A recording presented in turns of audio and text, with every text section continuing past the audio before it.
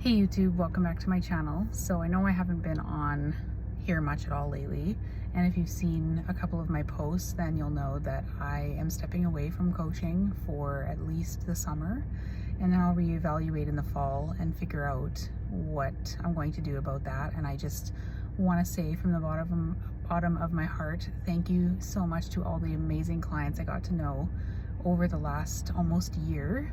And it's been incredible to watch your journeys, to watch your progress, to consider a lot of you friends and just people that I've gotten close with. So thank you for that. And I want to just kind of leave things with this. So I want you to suspend all of the things, I guess, that have been going through your head. If you're someone who is tapering, if you're someone who is newly off meds, if you're protracted, I want you to just suspend for a minute everything that you have been feeling about withdrawal and just hear me out. Now, as always, I mean, I'm not giving medical advice. This is my personal opinion. This is just for information purposes. But I just want to say that here's summed up in one video everything that I have personally come to believe about this journey. So if you're like me, if you're like my clients, you know, people that I've talked to over the last 6 years, you go down every single rabbit hole. You go through the 5 stages of grief. You wonder what the hell happened to you. You then start exploring all of the different things. What went wrong? What is wrong with my brain? You know, a lot of people choose to go through neurological testing. They go to see many different doctors, naturopaths, health practitioners, whatever. They're just like, what is wrong with me? They get all this testing done, and literally, like, I would say 100% of the time, but for argument's sake, or just to give myself a little bit of leeway, let's say 99%. 99% of the time, I've never, ever seen anybody's results come up with something that was so significant that it was like, okay, here's what's wrong with you and here's how to fix it. It's always inconclusive or negative. And I mean, this is everything. This is literally head to toe. This is MRIs, SPECT scans, fMRIs, CT scans. This is literally like every type of imaging imaginable, every type of alternative testing, OAT testing, SpectraCell testing, blood work, stool testing, GI mapping, heavy metal testing, everything. So a lot of people will then go through that. Then they'll go through, you know, every system in the body, every type of natural healing modality. There's, I mean, everything. There's HBOT, there's all different kinds of diets. There's, Reiki, craniosacral therapy, there's inner child healing, there's all different kinds of therapy, trauma therapy. I mean, everything under the sun that you can ever imagine. I see it all. People have been through it all. I went through a lot of it. My daughter's sleeping in the back. And I just want to say this. It has taken me 6 years essentially to try to piece things together, and I still don't know the answers 100%, but what I've gathered is a lot of people who share this experience, I would say a large majority of my clients, here's what I noticed. People who are, I guess for lack of a better word, prone to withdrawal, because as we know, there's many people who can step off these drugs with no problem. It seems like the people who are prone to this have certain things in common. First of all, their personalities tend to be type A, empathic, feeling like they're more comfortable being in control of things. This is certainly describing me as well. They tend to be sensitive, like highly sensitive people, not in a bad way. I'm not talking about like food sensitivities. I'm talking about just their personalities. They tend, like they said, they tend to be empathic. They're sensitive. They wear their emotions on their sleeve or they suppress them. They're just, they feel things more than maybe the average person. And I see that as a trait that's very common in people who go through these withdrawal syndromes and adverse reactions.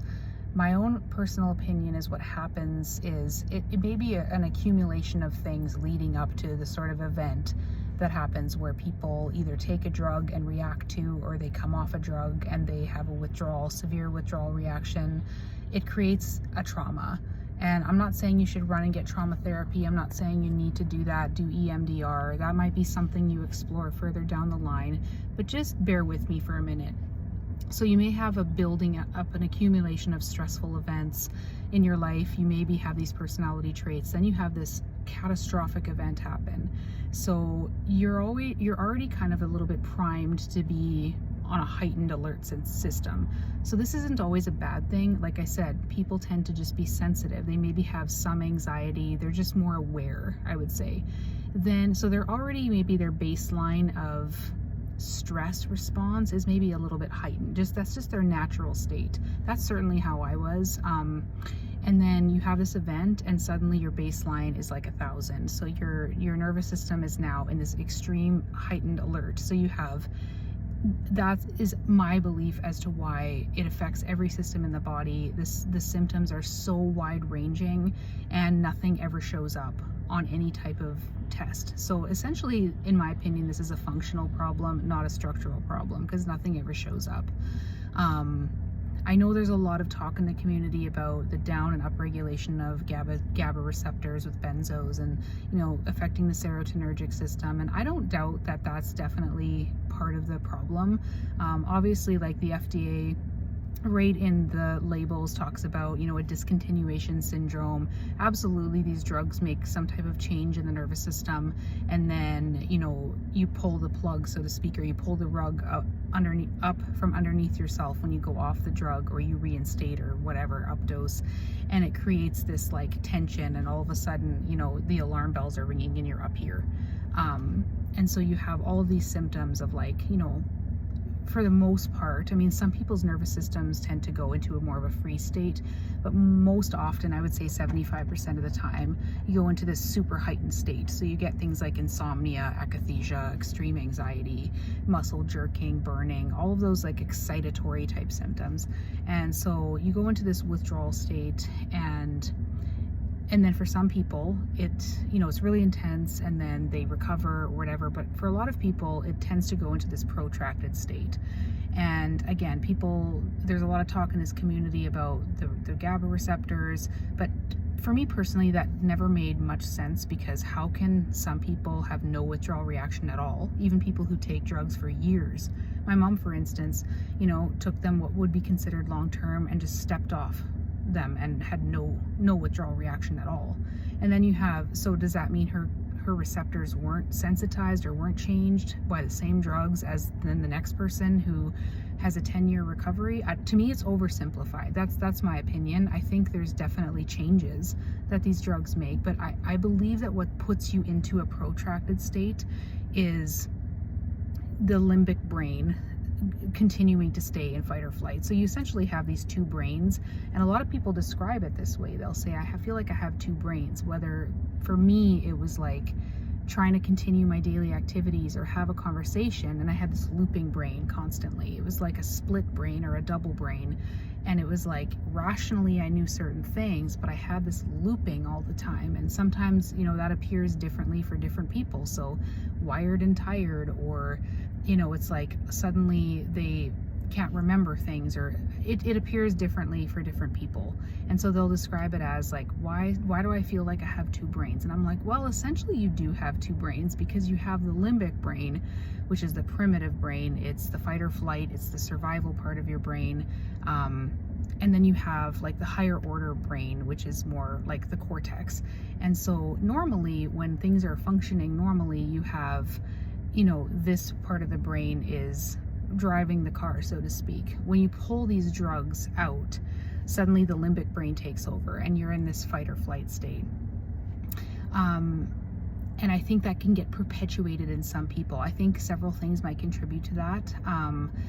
Staying in the forums is a big one, in my opinion. When you are in a sensitized state, you're highly suggestible. So I see this all the time, where someone will read about something, then they get the symptom. I've experienced it myself.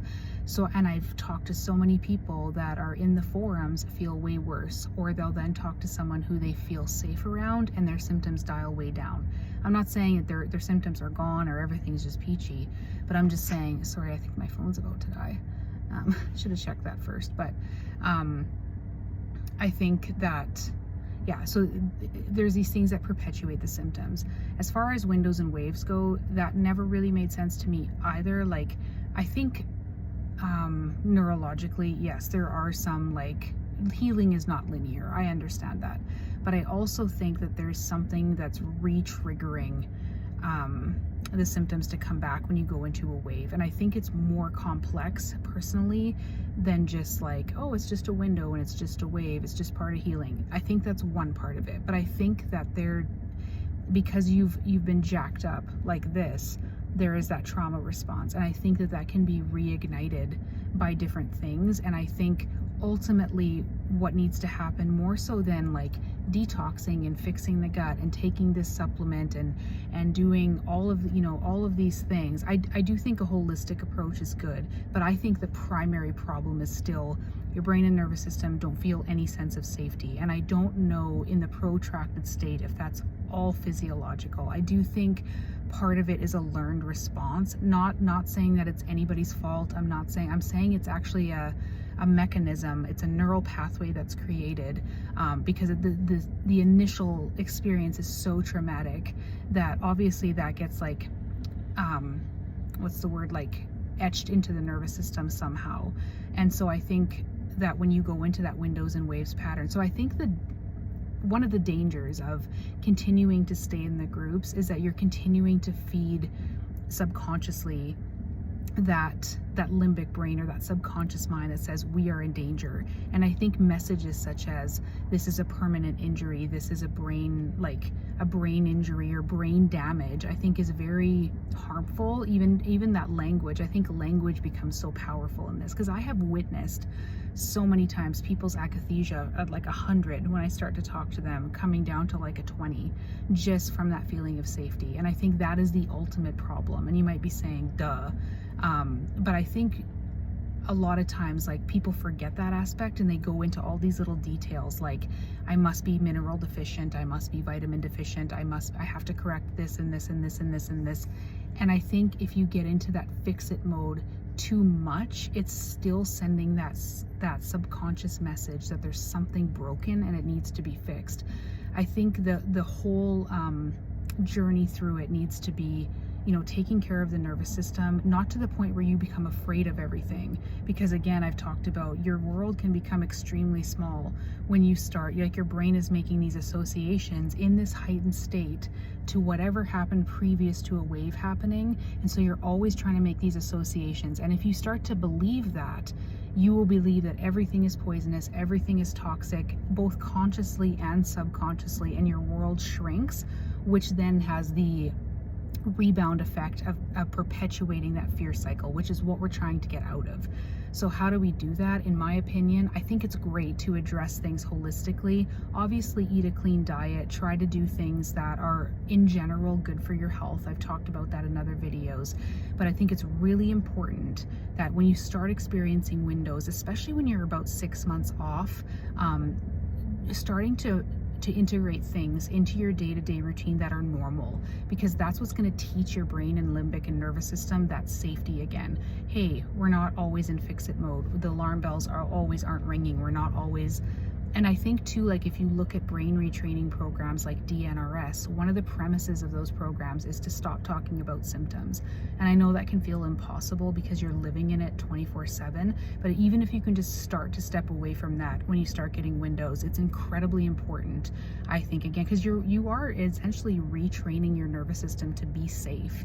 And that's an important part of it, being around people with healthy nervous systems, engaging in normal activities. And even like a lot of times people will say, well, I talk to people during the day or I go for walks. And I'm like, well, what is your conversation about? Well, it's about withdrawal. It's about symptoms. You have to start to pull away from that. And I'm not saying you should just jump full force into like hardcore exercise and socializing and drinking. Like, I'm not saying any of that. So please don't take it as that. It is a rebuilding and it's a push-pull, but I think you have to start integrating those things. It's a very important part of recovery. So that's just what I see. And people will ask me, well, what do I do about the trauma? How do I address that? Do I go to trauma therapy? Do I do EMDR? Do I do this, that, and the other modality? I don't think any of those is harmful. Maybe in the acute phase, yes. I think maybe not harmful maybe that's not the right word, but I think it can be completely ineffective because again, there are chemical changes that are made and they have to be reversed in the acute phase. Absolutely, because I tried all of the modalities early on in my acute phase when I had no idea what was going on, and nothing even made a dent in the symptoms. But you get to a point, and I often see this around 6 months, again, that's a very rough estimate, where people are starting to see a little glimpses of some normality or maybe partial normality. And that's the time when you have to sometimes put the cart before the horse, and rather than just be like, well, I'm just going to sit here and wait to recover. Your body knows how to get there to a certain degree, but if you're subconsciously still making all these associations with everything you read in the groups, all of the things that your brain has perceived as dangerous in that heightened state, even benign things like water, you have to sometimes put the cart before the horse and start re-engaging and challenging yourself. I'm not saying like drink and eat food that you know is bad for you, but things that are benign that you've been perceiving as danger, start doing those exposures. I would say start when you're in a window, just because you have more confidence and you're less afraid and you're using more of that rational part of your mind. Start doing that, because I see people are so scared even in windows to like, I don't want to trigger a wave, and I'm like, but it's an important part of the healing process to expose yourself to those normal things, because again, sometimes you got to put the cart before the horse. You've got to take that action, because the brain will start to follow once it senses that things are safe again. So rather than sitting back, well, brain, come on, fix yourself so I can start doing things, you have to sometimes do it the opposite. And you gain confidence, momentum, safety, all of those things as you do that. And then, if you have to pull back a little bit, do, but try not to especially consciously, always be searching for that association, because that sends a message again to the fear part of the brain. This is dangerous. The clouds moving is dangerous. I mean, I've seen it all. This smell is dangerous. This movement is dangerous. And I encourage you to look up the work of Nicole Sachs and Dan Buglio. Dan Buglio is great. He has a YouTube channel called Pain for You, and it really has been pretty life-changing for me. I already knew a lot of the concepts, but just the way he delivers the message is really powerful. He doesn't talk about protracted withdrawal specifically at all. He talks a lot about all of these other sort of obscure chronic conditions that don't really have one single diagnostic test to be able to measure to say this is what you have. So DNRS addresses these things, and Dan Buglio's platform, which is TMS, so tension myositis syndrome, which is essentially a lot of these conditions are created because you're in fight or flight. That's the premise of mind-body tension myositis syndrome approaches. And so yeah, he addresses more chronic pain, but he has a lot of success stories on there talking to people who recovered from a lot of the things that people in protracted withdrawal suffer from. So what's the word I'm looking for? An associated like long COVID, or it could be chronic fatigue. It could be multiple chemical sensitivities, mast cell activation syndrome, histamine intolerance, chronic dizziness, all of these things, migraines, a lot of the symptoms, physical symptoms that people in withdrawal have, or associated problems that people in withdrawal have, POTS, all of those sort of obscure things that have very system-wide symptoms, but they don't have one like diagnostic test, and they tend to follow these weird symptom patterns. So I encourage you to check out his channel. For me, it was very eye-opening, and it explains how and why the symptoms morph and change like they do, because your brain is basically trying to like turn what the inner turmoil into something physical to distract you from that. It's all complicated, and maybe you won't agree with it, but I really think it's a huge part of what goes on in people in withdrawal. And I've seen a lot. That type of approach was huge in my recovery, as well as, you need support, but again, support provides that safety where you can dial things down a little bit, and that's an important part. Same with hope. it gives you that perspective and that sense of safety that then can dial the brain down a little bit and start to calm the symptoms. And it's a practice. It's something you have to do over time. You know, engage in normal things, teach your brain and body safety while I guess the chemical change undoing is going on in the acute phase. But I think when we're carrying into protracted, some of those things are factors. And again, I'm not making blanket statements. I'm not saying that the path and this is true for every single person, but I do think it's a big component. So that's what I wanted to sign off with. I wish everybody an amazing summer of health and healing and restoration. I'm just gonna really take care of myself and do some some self-care and some stress relief stuff myself, and just take a break from all the working I've been doing. And God bless you all. And yeah, I will potentially sign back on in a few months. And yeah, I'm not sure if I'll return to coaching in the fall or what's going to happen, but I'm taking the summer off to kind of scale back and reevaluate. So anyway, take care everyone, and I'll chat with you next time. Bye.